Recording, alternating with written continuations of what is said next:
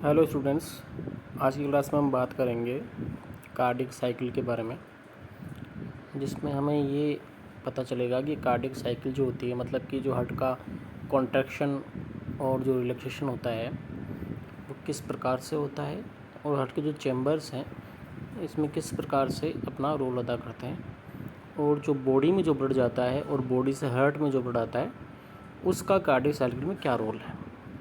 तो सबसे पहले हम स्टार्टिंग करते हैं कार्डिक साइकिल के बारे में। ह्यूमन बॉडी में लगभग 5 to 6 लीटर ब्लड पाया जाता है।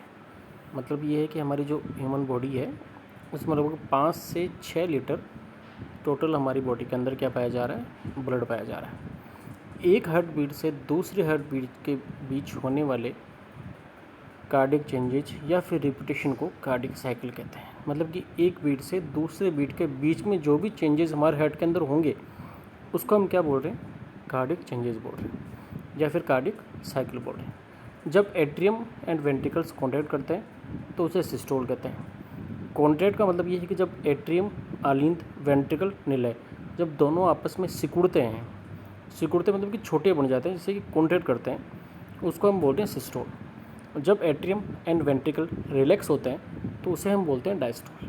जब दोनों रिलैक्स हो जाते हैं, रिलैक्स का मतलब कि उस समय वो कोई भी काम नहीं कर रहे होते हैं, उसको हम बोलते हैं डायस्टोल। कार्डिक साइकिल को फॉलोइंग प्रोसेस में डिवाइड किया गया है और कार्डिक साइकिल का जो टोटल टाइम ड्यूरेशन है वो है 0.8 सेकेंड। अलग अलग इसकी प्रोसेस है और जो टोटल टाइम ड्यूरेशन है वो है 0.8 सेकेंड। पहली जो स्टेज है वो है एट्रियल सिस्टोल। एट्रियल सिस्टोल का जो टाइम ड्यूरेशन है वो है 0.1 सेकेंड। इसमें दोनों एट्रियम कॉन्ट्रैक्ट करते हैं और ब्लड कहाँ पहुँचता है, वेंट्रिकल्स में। मतलब जो अपर चैम्बर है हार्ट के, जिसको हम आलिंद बोलते हैं, जिसको हम एट्रियल बोलते हैं, वो एक साथ कॉन्ट्रैक्ट करेंगे, 0.1 सेकंड का टाइम लेंगे और जब वो कॉन्ट्रैक्ट करेंगे तो ब्लड कहाँ चला जाएगा, नीचे चला जाएगा वेंट्रिकल्स के अंदर। नेक्स्ट हम बात करते हैं वेंट्रिकल सिस्टोल। वेंट्रिकल सिस्टोल का मतलब ये है कि इस प्रोसेस में वेंट्रिकल का कॉन्ट्रैक्शन होता है। जो नीले हैं आपके, जो नीचे वाले चैम्बर है हार्ट के, वो एक साथ क्या करते हैं, सिकुड़ जाते हैं, एक साथ क्या करते हैं, कॉन्ट्रैक्शन करते हैं, जिससे राइट वेंट्रिकल का ब्लड पल्मोनरी आर्टरी के द्वारा लंग्स में और लेफ्ट वेंट्रिकल ब्लड एरोटा के द्वारा बॉडी में सप्लाई होता है। मतलब ये है कि जो राइट वेंट्रिकल है उससे क्या निकल रही है, आपकी पल्मोनरी आर्टरी निकल रही है, तो वो ब्लड कहाँ जा रहा है, लंग्स में जा रहा है। और जो लेफ्ट वेंट्रिकल है उससे क्या निकल रहा है, आपके एरोटा निकल रहा है, और एरोटा का ब्लड कहाँ पर जा रहा है, बॉडी में जा रहा है। टोटल जो इसका टाइम ड्यूरेशन है वो कितना है, 0.3 सेकेंड। मतलब इस पूरे प्रोसेस में जो टाइम लग रहा है वो क्या लग रहा है, 0.3 सेकेंड लग रहा है। ये दोनों प्रोसेस होगी सिस्टोल की। एक आपका हो गया एट्रियल सिस्टोल और दूसरा आपका हो गया वेंट्रिकल सिस्टोल। नेक्स्ट अपन बात करते हैं आपके डायस्टोल की। तो डायस्टोल में जो फर्स्ट फेज आती है उसको अपन बोलते हैं एट्रियल डायस्टोल। फर्स्ट जो फेज इसमें आएगी उसको हमने बोलती है एट्रियल डायस्टोल। तो एट्रियल डायस्टोल में क्या हो रहा है, इस प्रोसेस में सुपीरियर वेना केवा और इन्फीरियर वेना केवा, मतलब जो अपर बॉडी से ब्लड लाती है सुपीरियर, जो लोअर बॉडी से ब्लड लाती है उसको हम बोलते हैं इन्फीरियर, के थ्रू जो ब्लड है वो राइट एट्रियम में और पल्मोनरी वेन के द्वारा ब्लड लेफ्ट एट्रियम में आता है। मतलब एक साथ जो ब्लड है वो आपके एट्रियम में आएगा, एसवीसी और आईवीसी जो है वो राइट एट्रियम में लाएगी, और जो आपकी जो पल्मोनरी वेन है वो लंग्स से कहाँ पर लेके आएगी, आपके एट्रियल, जो आपका लेफ्ट एट्रियम है वहाँ पर ब्लड लेकर आएगी। इसके बाद देखिए आप, इसके द्वारा जो है जो टोटल इसमें टाइम ड्यूरेशन लगता है वो लगता है 0.7 सेकेंड। मतलब इस डायस्टोल के अंदर जब हार्ट जो है रिलैक्स रहता है, जब आपका लेफ्ट एट्रियम वो रिलैक्स रहता है, इसमें टाइम लगता है 0.7 सेकेंड।